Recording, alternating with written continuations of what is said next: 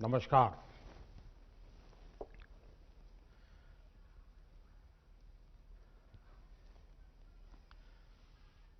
मैं सबसे पहले तो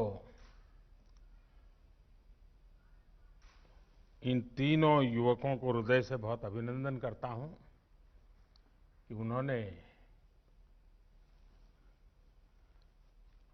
बहुत ही उत्तम तरीके से, जिसमें विचार भी थे, वक्तृत्व कला भी थी, धारा प्रवाह, विचार प्रवाह बहुत ही सटीक तरीके से प्रस्तुति थी। आत्मविश्वास से भरा उनका व्यक्तित्व था। इन तीनों साथियों को, हमारे युवा साथियों को विजेता होने के लिए मैं बहुत हृदय से अभिनंदन करता हूं।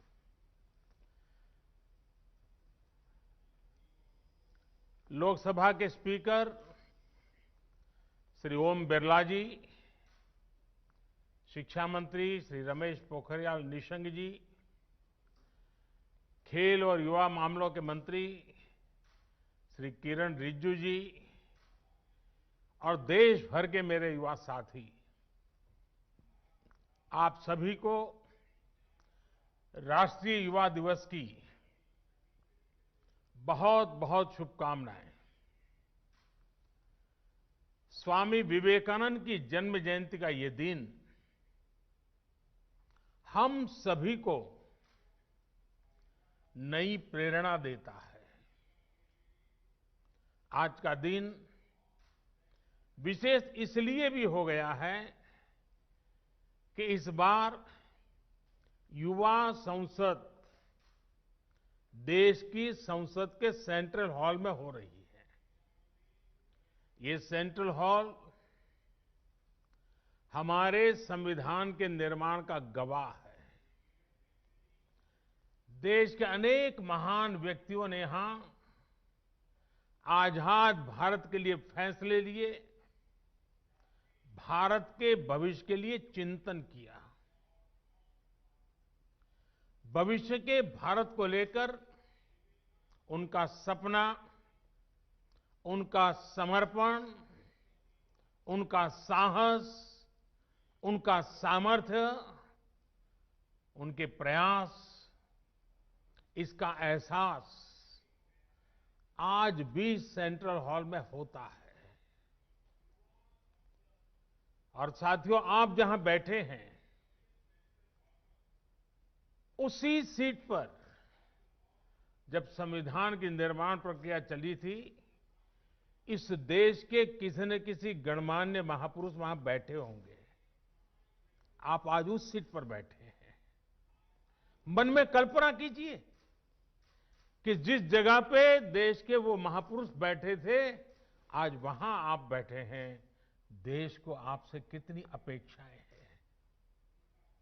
मुझे विश्वास है ये अनुभव इस समय सेंट्रल हॉल में बैठे सभी युवा साथियों को भी हो रहा होगा। आप सभी ने जो यहां संवाद किया, मंथन किया, वो भी बहुत महत्वपूर्ण है। इस दौरान स्पर्धा में जो विजेता हुए हैं उनको मैं बधाई देता हूं, अपनी शुभकामनाएं देता हूं। और यहां जब मैं आपको सुन रहा था तो मुझे विचार आया और इसलिए मैंने मनोमन तय किया है कि आपके जो भाषण है उसको मैं आज मेरे ट्विटर हैंडल पर से ट्वीट करूंगा।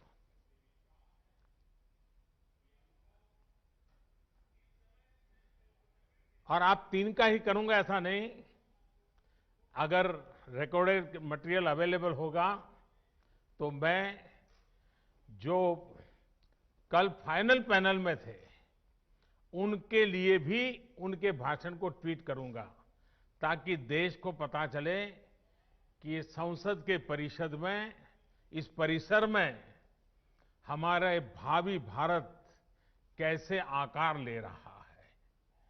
तो मेरे लिए ये बहुत गर्व की बात होगी कि मैं आज आपके भाषण को ट्वीट करूंगा। साथियों, स्वामी जी ने जो देश और समाज को दिया है, वो समय और स्थान से परे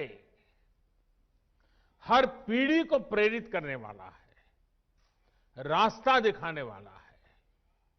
आप देखते होंगे कि भारत का शायद ही ऐसा कोई गांव हो, कोई शहर हो, कोई व्यक्ति हो जो स्वामी जी से खुद को जुड़ा महसूस न करता हो, उससे प्रेरित न होता हो। स्वामी जी की प्रेरणा ने आजादी की लड़ाई को भी नई ऊर्जा दी थी। गुलामी के लंबे कालखंड ने भारत को हजारों वर्षों की अपनी ताकत और ताकत के एहसास से दूर कर दिया था। स्वामी विवेकानंद ने भारत को उसकी वो ताकत याद दिलाई, एहसास कराया, उनके सामर्थ्य को उनके मन मस्तिष्क में पुनर्जीवित किया, राष्ट्रीय चेतना को जागृत किया। आप ये जानकर हैरान रह जाएंगे कि उस समय क्रांति के मार्ग से भी और शांति के मार्ग से भी, दोनों ही तरह से जो आजादी के लिए जंग चल रहा था, आजादी की लड़ाई लड़ रहे थे, वो कहीं न कहीं स्वामी विवेकानंद जी से प्रेरित थे। उनकी गिरफ्तारी के समय, फांसी के समय स्वामी विवेकानंद से जुड़ा साहित्य जरूर पुलिस के हाथ आता था। तब इसका बाकायदा अध्ययन करवाया गया था कि स्वामी विवेकानंद जी के विचारों में ऐसा क्या है जो लोगों को देशभक्ति के लिए, राष्ट्र निर्माण के लिए, आजादी के लिए मर मिटने की प्रेरणा देता है, हर नवयुवान के मस्तिष्क को इतना प्रभावित करता है।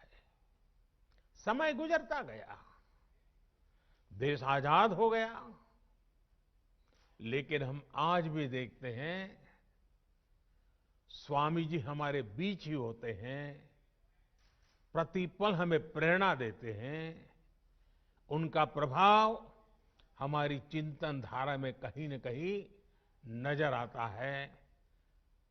आध्यात्म को लेकर उन्होंने जो कहा, राष्ट्रवाद, राष्ट्र निर्माण, राष्ट्रभक्ति को लेकर उन्होंने जो कहा, जन सेवा से जग सेवा को लेकर उनके विचार आज हमारे मन मंदिर में उतनी ही तीव्रता से प्रभावित होते हैं। मुझे विश्वास है आप युवा साथी भी इस बात को जरूर महसूस करते होंगे। कहीं पर भी विवेकानंद जी की तस्वीर देखते होंगे,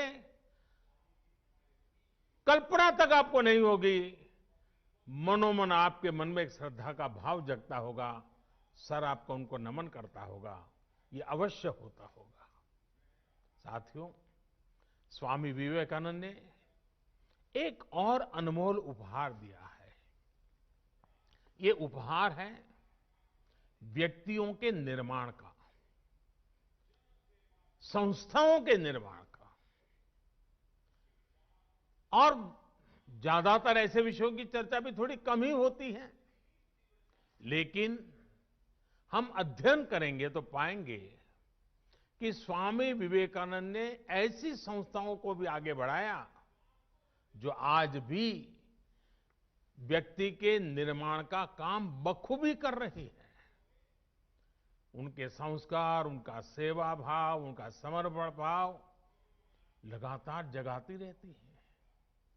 व्यक्ति से संस्था का निर्माण और संस्था से अनेकों व्यक्तियों का निर्माण एक अनवरत, अविलंब, अबाधित चक्र है जो चलता ही जा रहा है। लोग स्वामी जी के प्रभाव में आते हैं, संस्थाओं का निर्माण करने की प्रेरणा लेते हैं, संस्था निर्माण करते हैं, फिर उन संस्थानों से, उसकी व्यवस्था से, प्रेरणा से, विचार से, आदर्श से ऐसे लोग निकलते हैं जो स्वामी जी के दिखाए मार्ग पर चलते हुए नए लोगों को खुद से जोड़ते चलते हैं। इंडिविजुअल से इंस्टीट्यूशंस और इंस्टीट्यूशन से फिर इंडिविजुअल, ये चक्र आज भारत की बहुत बड़ी ताकत है। आप लोग एंटरप्रेन्योरशिप के बारे में बहुत सुनते हैं। वो भी तो कुछ एक प्रकार से यही बातें हैं। एक ब्रिलियंट इंडिविजुअल एक शानदार कंपनी बनाता है, बाद में उस कंपनी में जो इकोसिस्टम बनता है, उसकी वजह से वहां अनेकों ब्रिलियंट इंडिविजुअल्स बनते हैं।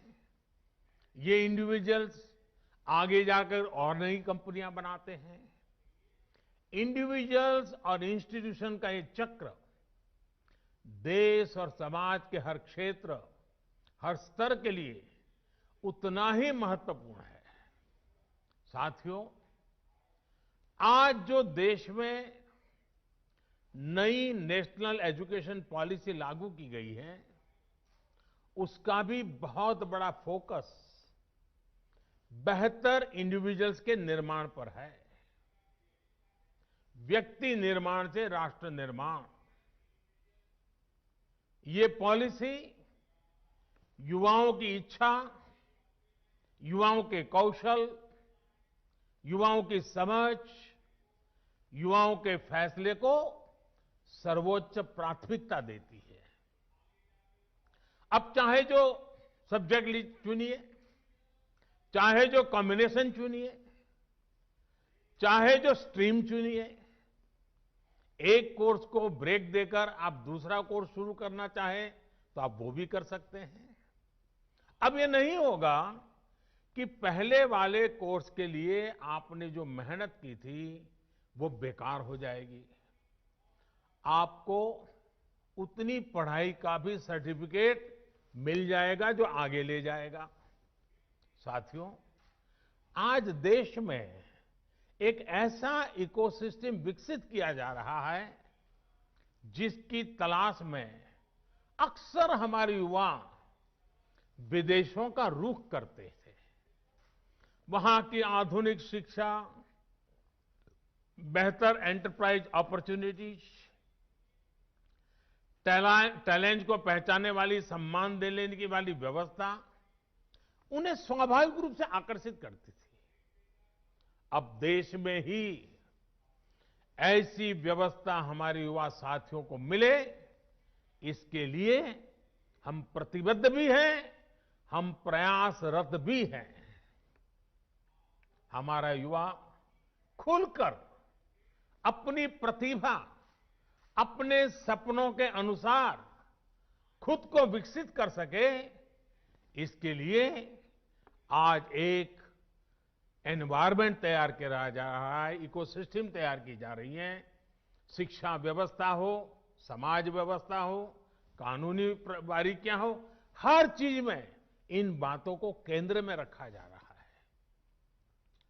स्वामी जी का बहुत जोर उस बात पर भी था जिसको हमने कभी भूलना नहीं चाहिए। स्वामी जी हमेशा कहते थे और वो इस बात पर बल देते थे, वे शारीरिक ताकत पर भी बल देते थे, मानसिक ताकत पर भी बल देते थे।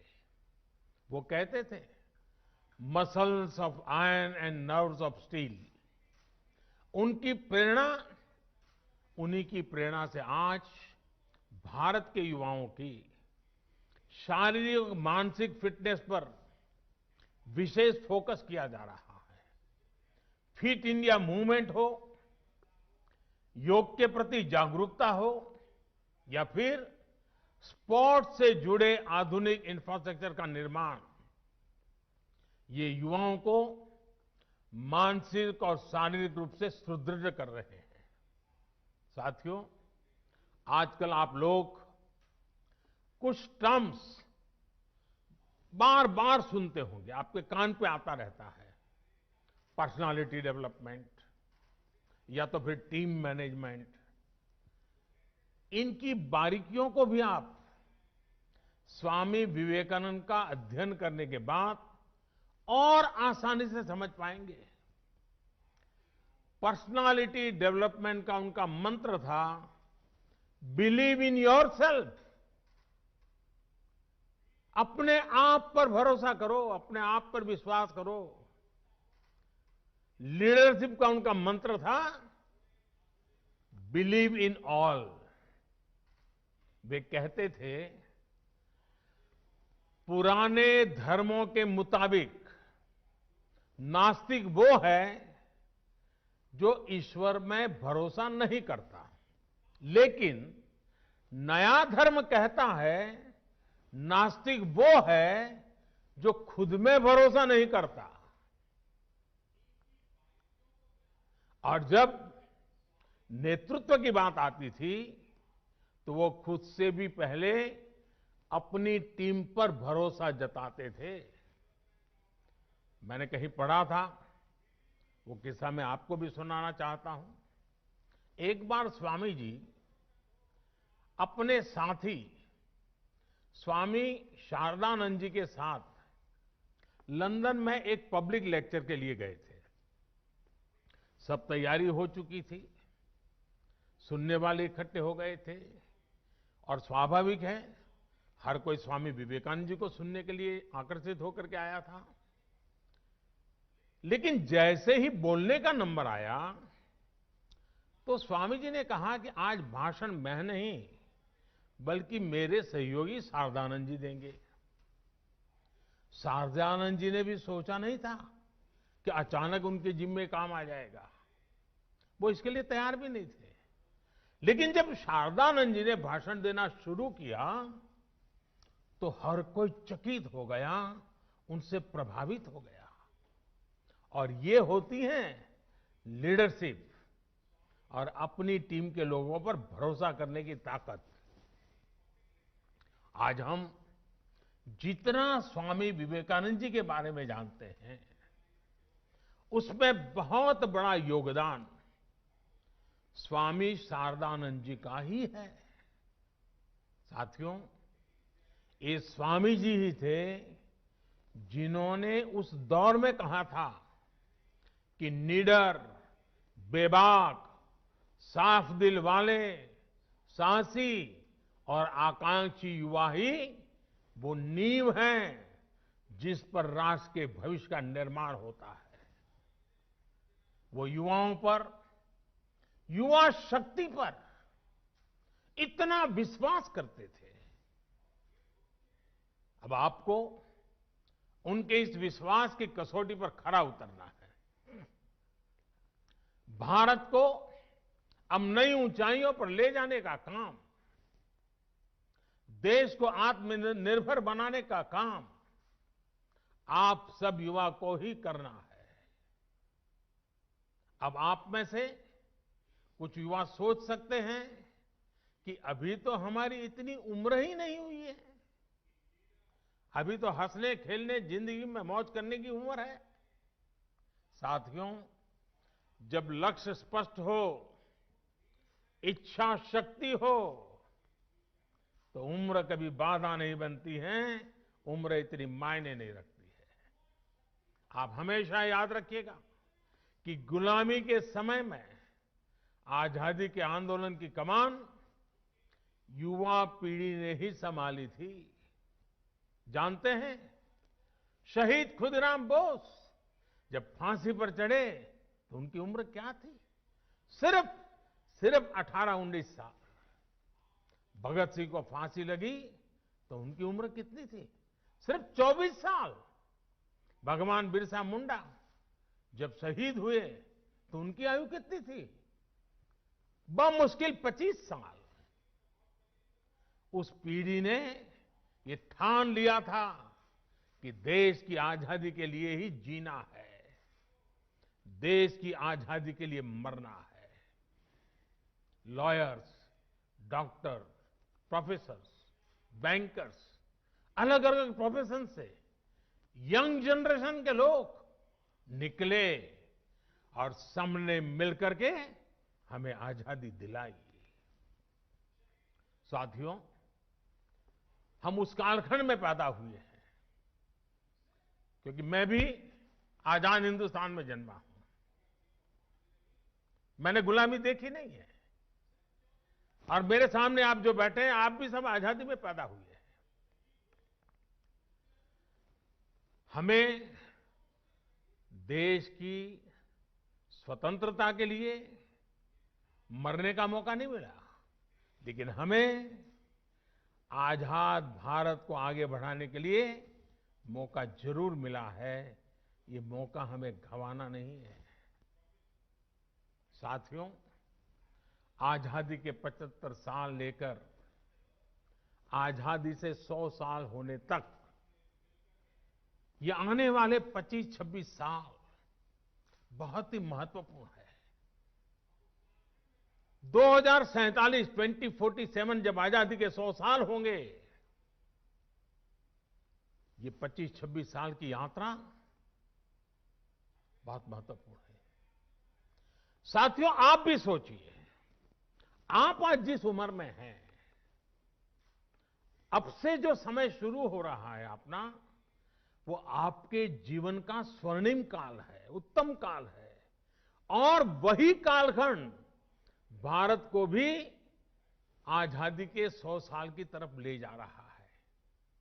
मतलब आपके विकास की ऊंचाइयां, आजादी के 100 साल की सिद्धियां, दोनों कदम से कदम मिलाकर के चल रही है। मतलब आपकी जिंदगी के आने वाले 25-26 साल, देश के आने वाले 25-26 साल के बीच बहुत बड़ा तालमेल है, बहुत बड़ी अहमियत है। अपने जीवन में इन वर्षों में सर्वोच्च प्राथमिकता देश को दीजिए, देश की सेवा को दीजिए। विवेकानंद जी कहते थे कि ये सदी भारत की है। इस सदी को, भारत की सदी, हमारी युवा पीढ़ी को ही बनाना है। आप जो भी करिए, जो भी फैसला लीजिए, उसमें जरूर सोचिए कि इससे देश का क्या हित होगा। साथियों, स्वामी विवेकानंद जी कहते थे कि हमारे युवाओं को आगे आकर राष्ट्र का भाग्य विधाता बनना चाहिए। इसलिए ये आपकी जिम्मेदारी है कि भारत के भविष्य का नेतृत्व करें। और आपकी ये जिम्मेदारी देश की राजनीति को लेकर के भी है, क्योंकि राजनीति, पॉलिटिक्स देश में सार्थक बदलाव लाने का एक सशक्त माध्यम है। हर क्षेत्र की तरह पॉलिटिक्स को भी युवाओं की बहुत ज्यादा जरूरत है। नई सोच, नई ऊर्जा, नए सपने, नया उमंग, देश की राजनीति को इसकी बहुत जरूरत है। साथियों, पहले देश में ये धारणा बन गई थी कि अगर कोई युवक राजनीति की तरफ रुख करता था तो घर वाले कहते थे कि अब बच्चा बिगड़ रहा है, क्योंकि राजनीति का मतलब ही बन गया था झगड़ा, फसाद, लूट, खसोट, भ्रष्टाचार, न जाने क्या क्या लेबल लग गए थे। लोग कहते थे कि सब कुछ बदल सकता है, लेकिन सियासत नहीं बदल सकती। लेकिन आज आप देखिए, आज देश की जनता, देश के नागरिक इतने जागरूक हुए हैं कि राजनीति में वो ईमानदार लोगों के साथ खड़े होते हैं, ईमानदार लोगों को मौका देते हैं। देश की सामान्य जनता ईमानदार, समर्पित, सेवाभावी राजनीति में आए हुए लोगों के साथ डट करके खड़ी रहती है। ऑनेस्टी और परफॉर्मेंस आज की राजनीति की पहली अनिवार्य शर्त होती जा रही है और देश में जो जागरूकता आई है ना, उसने ये दबाव पैदा किया है। भ्रष्टाचार जिनकी लीगेसी थी,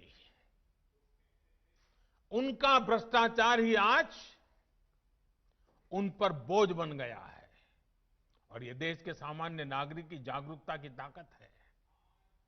वो लाख कोशिशों के बाद भी इससे उभर नहीं पा रहे हैं। देश अब ईमानदारों को प्यार दे रहा है, ईमानदारों को आशीर्वाद दे रहा है, ईमानदारों के साथ अपनी ताकत खड़ी कर देता है, अपना विश्वास दे रहा है। अब जनप्रतिनिधि भी ये समझने लगे हैं कि अगले चुनाव में जाना है तो सीवी स्ट्रांग होनी चाहिए, कामों का हिसाब पुख्ता होना चाहिए। लेकिन साथियों, कुछ बदलाव अभी भी बाकी है और ये बदलाव देश के युवाओं को, आपको ही करने हैं। लोकतंत्र का एक सबसे बड़ा दुश्मन पनप रहा है और वो है राजनीतिक वंशवाद। राजनीतिक वंशवाद देश के सामने ऐसी ही चुनौती है जिसे जड़ से उखाड़ना है। ये बात सही है कि अब केवल सरनेम के सहारे चुनाव जीतने वालों के दिन लदने लगे हैं, लेकिन राजनीति में वंशवाद का ये रोग अभी पूरी तरह समाप्त नहीं हुआ है। अभी भी ऐसे लोग हैं जिनका विचार, जिनका आचार, जिनका लक्ष्य सब कुछ अपने परिवार की राजनीति और राजनीति में अपने परिवार को बचाने का ही है। साथियों, ये राजनीतिक वंशवाद लोकतंत्र में एक नए रूप के तानाशाही के साथ ही देश पर अक्षमता का बोझ भी बढ़ा देता है। राजनीतिक वंशवाद नेशन फर्स्ट के बजाय सिर्फ मैं और मेरा परिवार, इसी भावना को मजबूत करता है। ये भारत में राजनीतिक और सामाजिक करप्शन का भी एक बहुत बड़ा कारण है। वंशवाद की जगह से आगे बढ़े लोगों को लगता है कि अगर उनकी पहले की पीढ़ियों के करप्शन का हिसाब नहीं हुआ तो उनका भी कोई कुछ नहीं बिगाड़ सकता। वो तो अपने घर में ही इस प्रकार के विकृत उदाहरण भी देखते हैं। इसलिए ऐसे लोगों का कानून के प्रति न सम्मान होता है, न कानून का उनको डर भी होता है।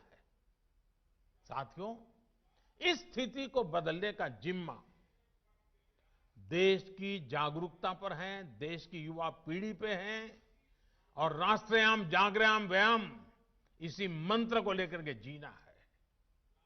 आप राजनीति में ज्यादा से ज्यादा संख्या में आए, बढ़ चढ़ करके हिस्सा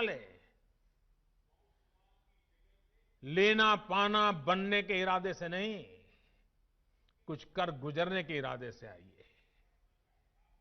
आप अपनी सोच, अपने विजन को लेकर आगे बढ़े, एक साथ मिलकर के काम करें, जुट करके काम करें, डट करके काम करें। याद रखिएगा, जब तक देश का सामान्य युवा राजनीति में नहीं आएगा, वंशवाद का ये जहर इसी तरह हमारे लोकतंत्र को कमजोर करता रहेगा। इस देश के लोकतंत्र को बचाने के लिए आपका राजनीति में आना जरूरी है। और ये जो लगातार हमारे युवा विभाग के द्वारा मॉक संसद के कार्यक्रम चलाए जा रहे हैं, देश के विषयों पर युवा मित्र मिलकर के चर्चा करें, देश के युवाओं को भारत के सेंट्रल हॉल तक लाया जाए, इसके पीछे मकसद भी यही है कि देश की नई युवा पीढ़ी को हम तैयार करें ताकि वो हमारे साथ आने वाले दिनों में देश का नेतृत्व करने के लिए आगे आए, आगे बढ़े। आपके सामने स्वामी विवेकानंद जैसा महान मार्गदर्शक है। उनकी प्रेरणा से आप जैसे युवा राजनीति में आएंगे तो देश और भी मजबूत होगा। साथियों, स्वामी विवेकानंद जी युवाओं को एक और बहुत महत्वपूर्ण मंत्र देते थे। वो कहते थे, किसी आपदा या परेशानी से भी ज्यादा महत्वपूर्ण है उस आपदा से ली गई सीख। आपने उसमें से क्या सीखा? हमें आपदाओं में संयम की भी जरूरत होती है, साहस की भी जरूरत होती है। आपदा हमें ये सोचने का भी अवसर देती है कि जो बिगड़ा है हम वही दोबारा बना लें या नए सिरे से एक नए निर्माण की नींव रखें। कई बार हम एक संकट, किसी आपदा के बाद कुछ नया सोचते हैं तो फिर देखते हैं कि उस नई सोच ने कैसे पूरा भविष्य बदल दिया। आपने भी अपने जीवन में महसूस किया होगा। मेरा मन करता है कि आज एक अनुभव मैं आपके सामने जरूर आपके सामने रखूं। 2001 में जब गुजरात के कच्छ में भूकंप आया था तो कुछ ही पल में सब कुछ तबाह हो गया था। पूरा कच्छ एक प्रकार से मौत की चादर ओढ़ करके सोया था। सारी इमारतें जमींदोज हो चुकी थी। जो हालत थी उसे देखकर लोग कहते थे कि अब कच्छ हमेशा हमेशा के लिए बर्बाद हो गया। इस भूकंप के कुछ महीने बाद मुझे गुजरात का मुख्यमंत्री के रूप में दायित्व निभाने की जिम्मेवारी आ गई। चारों तरफ गूंज यही थी कि अब तो गुजरात गया, अब तो गुजरात बर्बाद हो गया, अब कच्छ बर्बाद, यही सुन रहा था। हमने एक नई अप्रोच के साथ काम किया, एक नई रणनीति के साथ आगे बढ़े। हमने सिर्फ इमारतें ही फिर से नहीं बनाई, बल्कि प्रण लिया कि कच्छ को विकास की नई ऊंचाई पर पहुंचाएंगे। तब वहां न उतनी सड़कें थी, न बिजली व्यवस्था ठीक थी, न ही पानी आसानी से नहीं मिलता था। हमने हर व्यवस्था सुधारी। हम सैकड़ों किलोमीटर लंबी नहरें बनाकर कच्छ तक पानी लेकर गए, पाइपलाइन से पानी ले गए। कच्छ की हालत ऐसी थी कि वहां टूरिज्म के बारे में कोई सोच भी नहीं सकता था। उल्टा हर साल हजारों लोग कच्छ से पलायन कर जाते थे। अब आज हालत ऐसे हैं कि बरसों पहले कच्छ छोड़कर गए लोग आज वापस लौटने लगे हैं। आज कच्छ में लाखों टूरिस्ट रणोत्सव में आनंद लेने के लिए पहुंचते हैं। यानी आपदा में हमने आगे बढ़ने का अवसर खोजा। साथियों, उस समय भूकंप के दौरान ही एक और बड़ा काम हुआ था जिसकी उतनी चर्चा नहीं होती है। आजकल कोरोना के समय में आप लोग डिजास्टर मैनेजमेंट एक्ट का जिक्र खूब सुनते होंगे। इस दौरान तमाम सरकारी आदेश इसी एक्ट को आधार बनाकर जारी किए गए। लेकिन इस एक्ट की भी एक कहानी है। कच्छ भूकंप के साथ इसका एक रिश्ता है और मैं ये भी शायद आपको बताऊंगा तो आपको खुशी होगी। साथियों, पहले हमारे देश में डिजास्टर मैनेजमेंट ये कृषि विभाग का हिस्सा रहता था, उसी का काम समझा जाता था। क्योंकि हमारे यहां डिजास्टर का मतलब होता था बाढ़ या सूखा। ज्यादा पानी गिर गया तो वो डिजास्टर, ज्यादा पानी कम पड़ गया तो वो डिजास्टर। बाढ़ वगैरह आती थी तो खेती का मुआवजा वगैरह देना, यही काम प्रमुखतः डिजास्टर मैनेजमेंट का होता था। लेकिन कच्छ भूकंप से सबक लेते हुए गुजरात ने 2003 में Gujarat state disaster management act बनाया। तब देश में पहली बार ऐसा हुआ जब डिजास्टर मैनेजमेंट को कृषि विभाग से लेकर वहां से बाहर निकाल करके गृह विभाग के अंडर में दे दिया गया। बाद में केंद्र सरकार ने 2005 में गुजरात के उसी कानून से सीख लेकर पूरे देश के लिए डिजास्टर मैनेजमेंट एक्ट बनाया।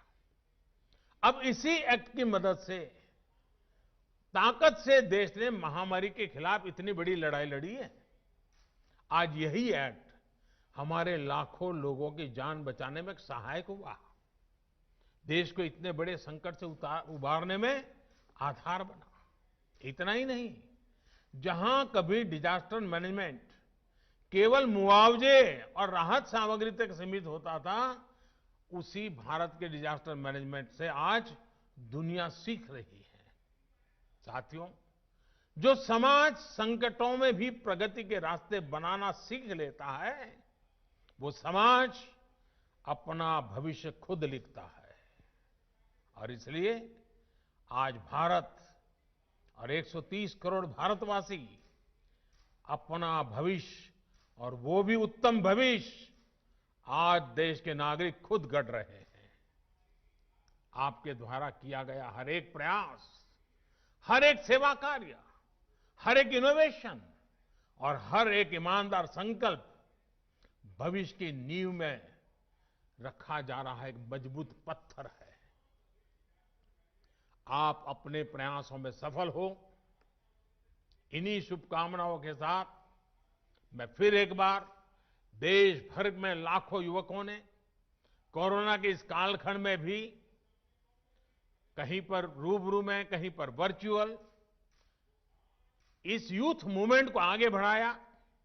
डिपार्टमेंट के लोग भी अभिनंदन के अधिकारी हैं, इसमें हिस्सा लेने वाले नौजवान भी अभिनंदन के अधिकारी हैं, और विजेता होने वालों को अनेक अनेक शुभकामनाएं देने के साथ साथ जिन बातों को उन्होंने बोला है वो बातें समाज की जड़ों में जाएं, इसके लिए वो सफलतापूर्वक आगे बढ़े, ऐसी मेरी अनेक अनेक शुभकामनाएं हैं। मैं फिर एक बार स्पीकर महोदय का संसद भवन के अंदर इस कार्यक्रम की रचना के लिए आभार व्यक्त करते हुए मेरी वाणी को विराम देता हूं। बहुत बहुत धन्यवाद। 50 से 70% कम कीमतों पर लाजवाब डिजाइन, ब्रांडेड फर्नीचर, गारंटी सहित मजबूती का वादा, मौका है यही, बना लो इरादा। Bedroom set, sofa set, dining set, outdoor या ऑफिस फर्नीचर से लेकर मॉड्यूलर किचन उपलब्ध है। कम कीमत में बेहतरीन गुणवत्ता का पूरा भरोसा। Orchid Building, opposite Vega Circle, 2.5 mile, Sevoke Road, Siliguri. International furniture, unbeatable price. Visit a Royal Oak store today. Tina का घर बनाने का टोटल समाधान, बाजार भाव से हमारे यहाँ किफायती दाम। घर, दुकान, मकान, गोदाम बनाने के लिए टीना, प्रोफाइल सीट, रंगीन टीना, पाइप आदि सामान की नई दुकान टीना लगाने के लिए मिस्त्री भी हमारे यहाँ है उपलब्ध। महावीर स्टील, 3rd माइल, वेगा मॉल के सामने, Chaudhary compound. Contact number 9709970981।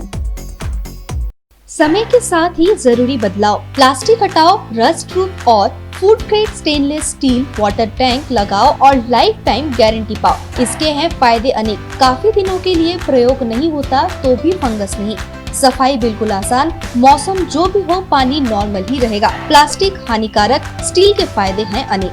Contact number 9832378631। घर के फर्श की चमक को रखिए बरकरार जीप्स निमोल नीम हर्बल के साथ, क्योंकि निमोल हर्बल नीम घर को साफ ही नहीं रखता बल्कि 99.9% जर्म्स और बैक्टीरिया का जड़ से सफाया भी करता है। घर को स्वच्छ बनाइए, आप भी अपनाइए जीप्स निमोल।